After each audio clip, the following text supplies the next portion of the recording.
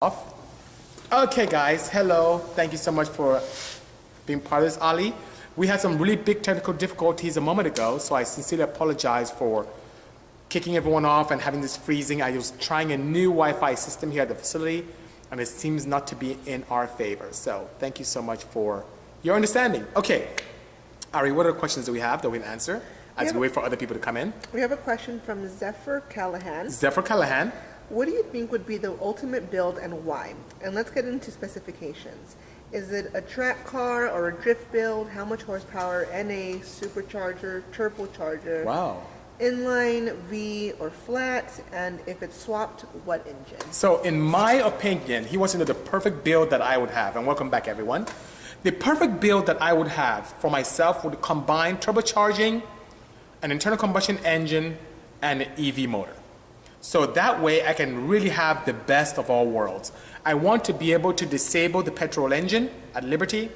I love to be able to take advantage of the immediate torque that an electric motor applies at 1 RPM. And when I get to the point where the spool occurs for the turbo, I want to be able to take off and augment that power very nicely. And I like to be able to, instead of having an intermediate motor assist that exists between the engine and gearbox, I like to have the electric motors controlling, let's say, the front wheels. And then the rear wheels can be really actuated by the petrol engine that's turbocharged. That way, I can eat my cake and have it too. I can cruise around EV with batteries. I can have the soul and sound of a crazy turbocharged application. I have more power and torque than I can shake a stick at across the entire power band. And that will allow me to have a vehicle that can do well in road racing and drag racing, which is fun, and also be a very nice commuter by driving around the street. So I hope that helps. Thank you so much, MDAA. We have them on the site, bisimoto.com. Appreciate that. I love turbochargers. In California, it's like a Bisimoto racing t-shirt. Now, AJ says it lags every. So now I am not on Wi-Fi. I'm directly connected to the network. And he says it lags every 3 seconds. So guys, let me know if you're having any difficulty, maybe something going on with Instagram. I sincerely apologize for this. I'm trying to help as much as possible. Now I have people coming in and leaving, so maybe they're not happy with what's going on. But let's try and get through it and see what happens. Okay. Yes, Ari? Question from AJ. AJ, I'm answering your question right now, so thank you so much for hanging out. How much of an increase in power would you be able to obtain through the use of aluminum rods over steel rods when pushing an engine to the max, using the F22 or K24Z7 as an example? And what would be the different procedures in building an engine with aluminum rods? Okay, so great question about aluminum rods. So to answer your first part of the question, you said it stops every 3 seconds. How's everyone else doing? Because if everyone else is seeing the same problem, I may have to go out and come back in, which would be quite unfortunate, but I may have to do that.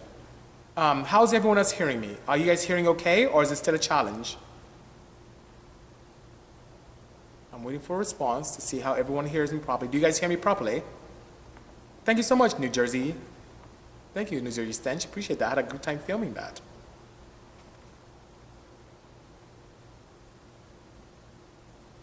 Okay, I think everyone hears me okay. Yes, I think everyone hears me okay. Okay, so that being said, to answer your question, AJ, the power doesn't change with the capabilities of aluminum rod or steel rods. You can make the same amount of power.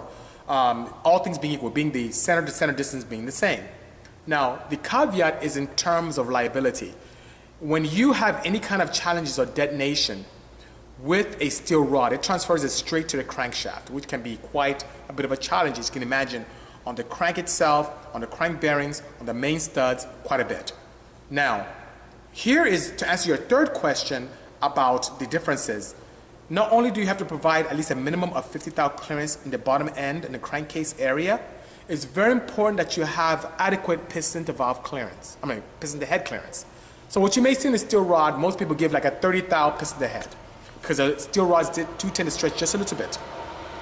With aluminum, depending on what's hung at the end of the rod, being a heavier or lighter piston, dimension of the piston itself, you could be anywhere from 55 to 70,000 piston to head clearance. So that being said, when aluminum rods are very cold, if you give it the same 30,000 piston to head as a steel rod, when it expands and heats up, it will contact the head. So the aluminum rods tend to expand quite a bit. They're much more forgiving. Think of them as shock absorbers for the engine. So if you ever have problems or challenges, the aluminum rods, especially if you're running fuels that are very violent, you know, some of the olefin-based fuels, some of the alcohols where people add, some companies are adding a little bit of nitro. Even the nitro guys, it's a very violent explosion there. A lot of those shock waves can travel down the steel rod very easily, while the aluminum can do a good job in absorbing that. So that being said, that is some of the challenges that you can experience. And I hope that answers your question properly, AJ. And hopefully you guys can all hear me properly still, because I see people coming in and out. Okay. Another question from 1992, the Niners. 1992 is still lagging on. It may be your internet, AJ. It may be, because everyone else seems to be okay. But you're saying? I'm going to be running 82 millimeters P7300 Nippon Racing pistons. Okay, Nippon Racing. Okay. Okay. NAGSR. Okay. But when I went to check the ring gaps, the top was a 0.17 to a 0.19, which is okay, but larger than what I would prefer. Yes. But the second rings I have a 0.35 gap, Oh, and that's way big. out of the ballpark Yeah, that's for really what big. I'm shooting for. Yeah. Do you know of any good rings I could use with the pistons I have? Well, you can source rings from a lot of manufacturers. Nippon, they have access to rings themselves. NPR rings I use with success. Once in a while, Deeves, Hastings. So if you don't have a relationship with these ring companies, call up the guys from Trom, and they can get you a set of rings, any dimension you need within reason. And then Chez says he has a blurry picture there, and Veloz says he's good there, or she's good there. Well, it's like all over the place. So it must be something with Instagram, so forgive me. But contact our friends from Trom Pistons. Trom Pistons, you can see them on Instagram, you can see them on YouTube, you can see them on Facebook. But you know, you can look them up online as well. And I know Zephyr said we need a Bisimoto powered Wi-Fi. You're absolutely correct. Okay, it's okay now, good. So they can help you out with those rings, you know? Yeah, 35,000 is huge. That's a big gap.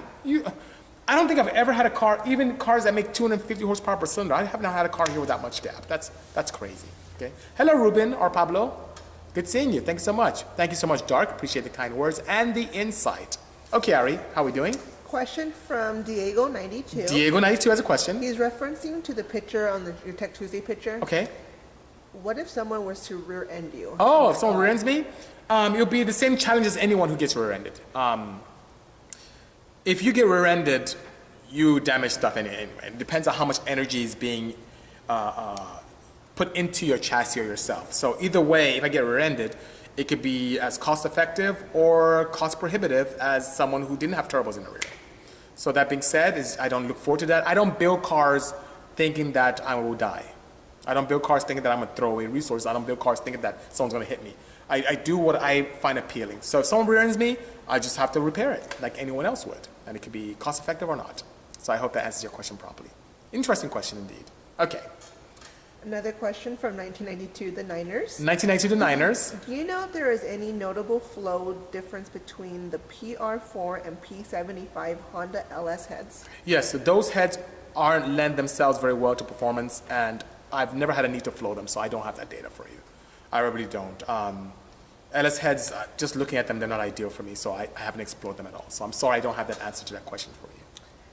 And our last question comes from AJ. AJ, you get to get the Wrap it last up. question to wrap it up. Most power possible on a 4-cylinder using nitrous or a supercharger? Okay, so superchargers depend on, just like you would with turbocharging, it depends on the size of the supercharger itself, the vanes, the construction. You can, wow, what I have seen physically myself is about 1,000 horsepower H22 engine. And you know, the only challenge with superchargers is that it takes energy to drive it. So you can use up on an inline 4-cylinder on a high horsepower application up to 200 horsepower to drive that supercharger. So you can get to a point where you can have limitations, but companies like, wow, Vortec, ProCharger, they make really big units. And it's just unfortunate that a lot of, in the Honda world, people don't tend to explore those.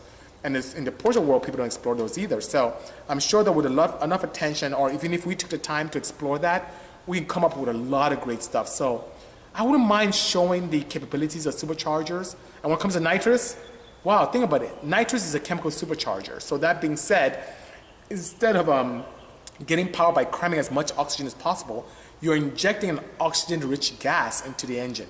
And the only challenge is being able to control the combustion with that. So you can easily mimic what you do with turbocharging with nitrous, but you have to have a lot of safety measures in place. And you know, you have a lot of variables as well with the pressure in the tank, being able to warm it properly, distribution in terms of to each cylinder, fuel ratios. There's so many things, heat range of plugs, but I don't see a challenge mimicking what people do with turbocharged inline fours with nitrous. And superchargers may be right there or slightly less just because of the parasitic drag or losses that come with building those setups and taking energy to create energy. So I hope that helps. So AJ, thank you so much for your questions as always. And guys, thank you so much for being with me here this afternoon. I apologize sincerely for the strange challenges we had today in regard to our Wi-Fi setup, which I've come back from that as well. I know everyone's saying it's lagging and it keeps skipping bad. So hopefully next week we have a better chance than today. Just something going on with the network. But I've changed networks and it's still doing it. So maybe something's up with Instagram. But nonetheless, guys, I'll keep this up for the next 24 hours here on Instagram Live. So you can see it on our stories. And it'll be up on YouTube in a few hours as well. And you can also go on iTunes, on the public radio, or even Anchor to listen to this live as well. Anyone have input on motor swaps with 2016 Civics? The only thing that I see that could happen short term is swapping a Type R engine. So the guys from HPD do have a setup that allows you very, very easily to buy a crate motor for a cost-effective price and swap it over. And it shouldn't be very challenging. It should be a very nice upgrade to that indeed. Thank you so much, brother. I appreciate the kind words all the way from Nigeria. Thank you so much. The BRZ FA20 engine, weaknesses and inefficiencies, thinking about pushing the tune. So definitely we have seen very weak rods. So you definitely want to upgrade that. You want to upgrade your pistons as well because we've seen ring lines break on that as well. I love the fact those engines are very balanced because they're opposing fours. And also there's some opportunities with the intake manifold, which is very restrictive. But you can have a lot of fun with that, especially if you supercharge it, which is nice. You can have a crap load of fun if you do turbocharge it. Hello, Lex, all the way from Canada. Thanks for joining us this afternoon. My pleasure, Raw Swagger. Thank you so much. And guys, thank you so much for bearing with me with this crazy network situation today. I sincerely apologize for that. Sorry about that, guys. I had to come out and come back in. So I apologize for that indeed. I have to find a way to make this better for everyone next time. My pleasure, Eric. Okay, guys, well, enjoy the rest of your afternoon. I'm going to travel and pick up some pots and get back here to the office before the rest of the team come in. So enjoy the rest of your day. Give us some feedback above and beyond our network issues today. Ari, thank you again, once again, for helping me with this afternoon. And guys, stay tuned and see you soon. Cheers.